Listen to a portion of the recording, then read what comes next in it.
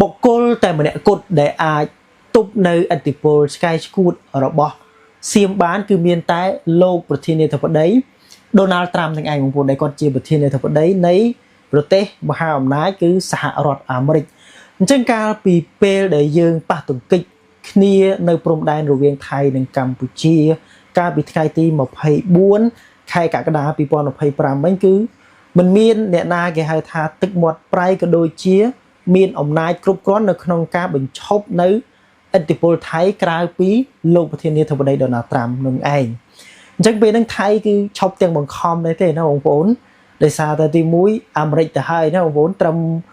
ប្រធានាធិបតីម៉ាឡេស៊ីធ្វើជាអ្នកសម្របសម្រួលក៏ថៃអត់ខ្ចីស្ដាប់អត់ខ្ចីអើពើដែរអញ្ចឹងឥឡូវនេះគឺព័ត៌មានច្បាស់ការហើយណាបងប្អូនដែលកាសែតថៃគេចោទដែរថាអះអាងថាលោកប្រធានាធិបតី Donald Trump នឹងចូលរួមនៅក្នុងពិធីចុះហត្ថលេខាសន្តិភាពរវាងថៃហើយនិងកម្ពុជាណាហ្នឹងហើយដែលគាត់នឹងអញ្ជើញមកនៅថ្ងៃខាងមុខណាបងប្អូនដូចជាថ្ងៃទី20ជាងណាមកចូលរួមនៅកិច្ចប្រជុំកំពូលអាស៊ានហើយមុននឹងយើងលំអិតព័ត៌មានទី1ហ្នឹងយើងទៅមើលចំណងជើងព័ត៌មាន2ទៀតសិនបងប្អូនមកវីដេអូនេះយើងមានទាំងអស់3ព័ត៌មានសំខាន់គឺពាក់ព័ន្ធទៅនឹងប្រែកាសែតថៃនឹងឯងណាបងប្អូនដើម្បីដឹងថាថៃវាចុះមិនខ្លះពាក់ព័ន្ធនឹងយើងព័ត៌មានទី2ហ្នឹងគឺយុទ្ធភូមិភាគទី2ណាហ្នឹងហើយមិននិយាយរឿង OBC នោះទេមូលហេតុដោយសារតែកម្ពុជាយើងហ្នឹងមិនដោះមីនហើយនឹងដកកម្លាំងទ័ពនិយាយទៅជាឈួតចឹងទៅណាបងប្អូនមិននិយាយរឿងប្រជុំ OBC អីទេមូលហេតុហ្នឹងគេថាម៉េចដោយសារតែខ្មែរយើងហ្នឹងមិនដោះមីនហើយនឹងមិនដកតបឲ្យស៊ូទៅវាហ្នឹងដកតបហើយនៅចង់ឲ្យគេដកហ្នឹងហើយទៅលើព័ត៌មានទី3ណាបងប្អូនព័ត៌មានទី3ហ្នឹងគឺតកតងទៅនឹងអំពាវនាវណាបងប្អូនឲ្យសាងនៅបរិយាកាសដែលអំណោយផលទៅដល់ការចរចាណានេះគាត់គឺជារដ្ឋមន្ត្រីក្រសួងការបរទេសរបស់ថៃណាបងប្អូនលោកស៊ីហាសាក់ហ្នឹងឥឡូវយើងទៅលំអិតព័ត៌មានទី1ទៅលើលោកប្រធានាធិបតី Trump ណាដែលគាត់ក៏ជាអ្នកដែលមានឥទ្ធិពលមានគុណមួយដែរនៅក្នុងការបញ្ឈប់នៅការផ្ទុះអាវុធព្រំដែនរវាងថៃនិងកម្ពុជាណាដែលពេលហ្នឹងគឺថៃឈប់ទាំងកំហឹងឈប់ទាំងគេហៅថាគេបងប្អូនឈប់ទាំងមិនអស់ចិត្តទេបងប្អូនដោយសារតែត្រាំគាត់លូកដៃទៅហើយបើមុំត្រឹមម៉ាឡេអីថៃមិនខ្វល់មិនអើពើទេថៃនៅបន្តបាញ់បន្តសង្គ្រាមរហូតនឹងណាម៉ាឡេស៊ីបានអះអាងថាត្រាំនឹងចូលរួមពិធីចុះហត្ថលេខាសន្តិភាពរវាងថៃហើយនិង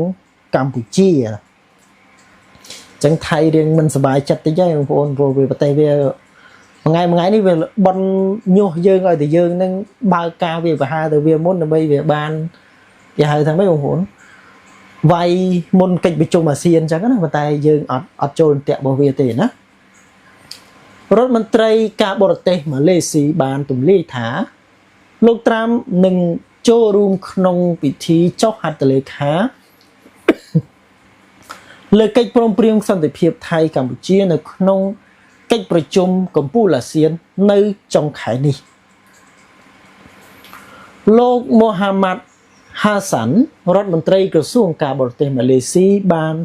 ឲ្យដឹងថាលោក Donald Trump ប្រធានាធិបតីសហរដ្ឋអាមេរិកនឹងចូលរួមក្នុងពិធីចុះហត្ថលេខាកិច្ចព្រមព្រៀងសន្តិភាពរវាងថៃនិងកម្ពុជានៅក្នុងកិច្ចប្រជុំកំពូលអាស៊ានដែលប្រព្រឹត្តទៅនៅទីក្រុងកូឡាឡាំពួរចាប់ពីថ្ងៃទី26ដល់ទី28បងប្អូនអញ្ចឹងគឺដូចជាប្រជុំ26 27 28បងប្អូនដូចជា3ថ្ងៃប្រជុំច្រើនដែរណាបងប្អូនខែតុលាខាងមុខនេះនៅចុងខែនេះឯងណាបងប្អូនចឹងរាល់ថ្ងៃនេះគឺសៀមគេកំពុងញ៉ោះយើងនៅតំបន់ភូមិជោគជ័យហ្នឹងណាហើយលោកបានបន្ថែមថាម៉ាឡេស៊ីនិងសហរដ្ឋអាមេរិកនឹងដើរតួជាអ្នកសម្របសម្រួលដើម្បីជំរុញឲ្យមានកិច្ចព្រមព្រៀងឈប់បាញ់ដែលទូលំទូលាយជាងមុនរវាងថៃនិងកម្ពុជា ចឹងយើងសាកសម័យមកបងប្អូនបើសិនជាតាំងពីថ្ងៃទី24ខែកក្កដាខែ7រហូតមកដល់ឥឡូវសង្គ្រាមរាល់ថ្ងៃបងប្អូនយើងវាត្រូវបាត់បង់ជីវិតកងទ័ពទាំងសងខាងហើយជនភៀសសឹកហ្នឹងក៏កាន់តែកើនឡើងអញ្ចឹងណាហើយសេដ្ឋកិច្ចទាំងសងខាងបងប្អូនវាប៉ះពាល់សេដ្ឋកិច្ចមួយថ្ងៃយើងចំណាយទៅលើអាវុធហ្នឹងមិនដឹងថាប្រមាណសែនប្រមាណលានដុល្លារទេដែលនឹងរួមបញ្ចូលទាំងការដោះមីននិងការដកកងទ័ពចេញពីតំបន់ព្រំដែនរបស់ប្រទេសទាំងពីរផងដែររដ្ឋមន្ត្រីការបរទេសម៉ាឡេស៊ីក៏បានថ្លែងផងដែរថាលោកសង្ឃឹមថាភាគីទាំងពីរអាចគោរពតាមលក្ខខណ្ឌទាំងនេះបានហើយអាចចុះហត្ថលេខាលើកិច្ចព្រមព្រៀងដែលអាចត្រូវបានហៅថាសេចក្តីប្រកាសក្រុងកូឡាឡាំពួរឬកិច្ចព្រមព្រៀងក្រុងកូឡាឡាំពួរដូចយើងពីមុនមានកិច្ចព្រមព្រៀងទីក្រុងប៉ារីសកិច្ចព្រមព្រៀងសេណាវកិច្ចព្រមព្រៀងតូក្យូអីចឹងទៅណាបងប្អូនសន្ធិសញ្ញាទីក្រុងប៉ារីសអីហ្នឹងឥឡូវតិចយើងចិត្តមានសន្ធិសញ្ញាទីក្រុងកូឡាឡាំពួរបត់ឆប់បាញ់ហើយដែលមានមេខ្លោងណាបងប្អូនប្រធានាធិបតីត្រាំដែលជាប្រធានាធិបតីនៃប្រទេសមហាអំណាចហើយនឹងប្រធានអាស៊ានប្រទេសម៉ាឡេស៊ីហ្នឹងក្នុងកំឡុងពេលកិច្ចប្រជុំកំពូលអាស៊ានដើម្បីបញ្ជាក់ថាប្រទេសជិតខាងទាំងពីរអាចងាកមកបង្កើតសន្តិភាពនិងអនុវត្តតាមកិច្ចព្រមព្រៀងឈប់បាញ់ប្រយុទ្ធដោយពិតប្រាកដភាពតានតឹងនៅតាមបណ្ដោយព្រំដែនរវាងថៃនិងកម្ពុជាបានផ្ទុះឡើងកាលពីខែកក្កដារហូតឈានទៅដល់ការប៉ះទង្គិចផ្នែកយោធាដ៏អាក្រក់បំផុតក្នុងរយៈពេលជាច្រើនទសវត្សរ៍មុនពេលភាគីទាំងពីរយល់ព្រមឈប់បាញ់ប្រយុទ្ធដែលផ្នែកមួយគឺជាលទ្ធផលនៃការសម្រុះសម្រួលដោយប្រធានាធិបតីត្រាំបន្ទាប់ពីការប្រយុទ្ធគ្នាអស់រយៈពេល5ថ្ងៃទោះបីជាយ៉ាងណាក៏ដោយក៏នៅតែមានការចោទប្រកាន់គ្នាទៅវិញទៅមកណាបងប្អូនវាមិនទាន់ដាច់ស្រេចទេរាល់ថ្ងៃហ្នឹងគឺនៅថៃវានៅតែចោទយើងរឿងមីនរឿងគ្រប់សពបែបយ៉ាងណាបងប្អូន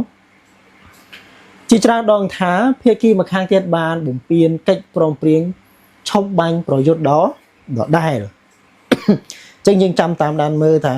កិច្ចប្រជុំហ្នឹងនឹងទទួលបានលទ្ធផលផ្លែផ្កាកម្រិតណាព្រោះមានការចូលរួមពីមហាអំណាចឬក៏ថាស្ដេចផែនដីណាហ្នឹងហើយសហរដ្ឋអាមេរិកមានប្រទេសណាហ៊ានជាមួយគាត់ទេណាអាវុធគាត់ទំនើបណាឥឡូវយើងចូលមកព័ត៌មានទី2យុទ្ធភូមិភាគទី2មិននិយាយរឿង RBC នេះទេឬក៏មិននិយាយជាមួយ RBC នេះទេមូលហេតុដោយសារតែកម្ពុជាយើងនឹងអត់មាននៅផែនការដោះមីនណាហ្នឹងហើយផែនគូធនរបឺតណាហើយនឹងដកកម្លាំងឬក៏ដកទ័ពយើងដកហ្នឹងស៊ូទៅវាហ្នឹងដកអត់ណាហើយរឿងមីននៅក្នុងដីខ្មែរទេវាទៅចេះដឹងអីមិនមីននៅដីវាណាយុទ្ធភូមិភាគទី2ប្រកាសណាហ្នឹងហើយអះអាងថាមិននិយាយរឿង RBC នេះទេមូលហេតុកម្ពុជាមិនមានផែនការដោះមីនហើយនឹងដកថយទ័ពឬក៏ដកកម្លាំងទ័ពកងទ័ពភូមិភាគទី2បានអះអាងថាមិនចូលរួមកិច្ចប្រជុំ RBC ទេដោយសារកម្ពុជាមិនសហការនិងគ្មានផែនការដោះមីនកែសម្រួលកម្លាំងទ័ពព្រមទាំងទម្លាយថាខ្លួននឹងត្រៀមប្រជុំបើសិនជាកម្ពុជាមានសំណើដែលមានលក្ខណៈជាផ្លូវការគឺថាថៃស្រេចតែចិត្តវាបងប្អូនដល់ថ្ងៃប្រជុំវាធ្វើមិនទៅចឹងទៅក្លុកគ្រប់សពបែបយ៉ាងបណ្ដោយថ្ងៃទី15ខែតុលាឆ្នាំ2025កងទ័ពភូមិភាគទី2បានឲ្យដឹងថាកម្ពុជាខ្វះភាពស្មោះត្រង់ទៅជាយើងនេះជាប្រទេសគ្មានការស្មោះត្រង់ទៅវិញវាដែលជាប្រទេសស្មោះត្រង់បងប្អូនមិនដឹងចាប់ពីតាំងពីមានការប៉ះទង្គិចមកនឹងវាមាននិយាយអីជាការពិតខ្លះបងប្អូនដំបូងដែលប្រធានាធិបតីម៉ាឡេស៊ីចូលខ្លួនជាអ្នកសម្របសម្រួលបញ្ចប់នៅបទឈប់បាញ់ហ្នឹងកម្ពុជាយើងអូខេជាមួយនឹងប្រធានាធិបតីម៉ាឡេស៊ីខាងវាហ្នឹងក៏អូខេដែរប៉ុន្តែប្រហែលម៉ោងក្រោយមកគេថាអត់វិញ បាញ់តទៀតណាគឺពិបាកនិយាយគ្នាមែនទេណានឹងមែនណាប្រទេសដែលស្មោះត្រង់ណាប្រទេសថៃហ្នឹងស្មោះដល់កហើយគ្មានកិច្ចសហប្រតិបត្តិការភាគីកម្ពុជានៅមិនទាន់អាចស្នើផែនការអនុវត្តជាក់លាក់បាននៅឡើយទាំងនៅក្នុងរឿងការកែសម្រួលកម្លាំងទ័ពដើម្បីកាត់បន្ថយការប្រឈមមុខដាក់គ្នានឹងការដោះមានតាមកិច្ចព្រមព្រៀងរបស់គណៈកម្មាធិការព្រំដែនទូទៅ GBC ដើម្បីរក្សាភាពជឿជាក់នៃកិច្ចព្រមព្រៀងការការពារការពន្យាពេលនិងមិនបើកឱកាសឲ្យភាគីណាមួយបំភ្លៃការពិតនោះទេគណៈកម្មាធិការព្រំដែនក្នុងតំបន់នៃកងទ័ពភូមិភាគទី2ដូច្នេះ OBC ដូច្នេះហើយមិនចូលរួមកិច្ចប្រជុំនោះទេរហូតតរតែភាគីកម្ពុជាមានសំណើដែលមានលក្ខណៈជាផ្លូវការនឹងជាផ្លូវការដល់កម្រិតណាទៀតណាបងប្អូនជាមួយចៅសៀមហ្នឹងកងទ័ពភូមិភាគទី2បានអះអាងថាខ្លួននឹងអនុវត្តគ្រប់វិធានការទាំងអស់ក្រោមក្របខ័ណ្ឌអន្តរជាតិដើម្បីរក្សាសន្តិភាពសន្តិសុខនិងការពារអធិបតេយ្យភាពជាតិយ៉ាងពេញសមត្ថភាពក្នុងនោះកិច្ចប្រជុំ OBC ថៃកម្ពុជារវាងកងទ័ពភូមិភាគទី2ជាមួយនឹងតំបន់យោធាទី4របស់កម្ពុជាដើម្បីដើមឡើយត្រូវបានកំណត់ថានឹងត្រូវរៀបចំឡើងនៅថ្ងៃទី15ដល់ថ្ងៃទី17ខែតុលាឆ្នាំ2025នៅច្រកព្រំដែនចំស្រុកកាបឈើងខេត្តសូរិនដែលកម្ពុជាធ្វើជាម្ចាស់ផ្ទះណាដោយកម្ពុជាเป็นเจ้าภาพឥឡូវយើងបិទបញ្ចប់នៅព័ត៌មានទី2ហ្នឹងយើងបន្តមកព័ត៌មានទី3ទាក់ទងទៅនឹងចំណងជើងកសែតដែលថ្មីអំពាវនាវឲ្យកសាងបរិយាកាសឬក៏បង្កើតបរិយាកាសដែលអំណោយផលទៅដល់ការចរចាណាបើបែបហ្នឹងពិតមែនវាល្អបងប្អូនវាគ្មានអីជាងអង្គុយតចរចាសម្រុះសម្រួលគ្នាទេបាញ់គ្នាមានបានប្រយោជន៍អីណាបានតែស្លាប់ជីវិតមនុស្សហើយប្រជាពលរដ្ឋពិបាករើកជើរត់ទៅនេះរត់ទៅនោះជីវភាពក្រខ្សត់មិនមានសង្គ្រាមវាមិនគួរអាណយអធមអត់ហើយជួបសង្គ្រាមទៀតបងប្អូនដូចនៅតំបន់កាសាប្រទេសសង្គ្រាមមួយអ៊ីស្រាអែលប៉ាឡេស្ទីនហ្នឹងគឺមើលទៅក្មេងៗចាស់កំសត់មែនទេណាពេលហ្នឹងលេចង់គិតរឿងមានបានលុយកាក់ឡានទំនើបអីហើយណាបានតែអង្គមកបេនឹងគឺអញញឹមញ៉េមហើយរត់យកទៅផ្ទះណាថាប៉ុណ្ណឹងអាចរស់បានមួយអាទិត្យអីហើយណាអាហ្នឹងគឺជាឥទ្ធិពលអាក្រក់នៃសង្គ្រាមអញ្ចឹងយើងកុំគេហៅថាចង់ឈ្នះចង់ចាញ់មកពេលបាញ់ទៅខាងនេះឈ្នះខាងនោះឈ្នះបងប្អូនក៏តែវាកើតជាក់ស្ដែងអូសបន្លាយហើយគឺវាទឹកភ្នែកហើយណាទឹកភ្នែកទាំងសងខាងហើយដូចជាប្រទេសអ៊ុយក្រែននេះអញ្ចឹងបងប្អូនធ្លាប់តែជាប្រទេសដែលមានសេដ្ឋកិច្ចខ្លាំងឥឡូវគឺ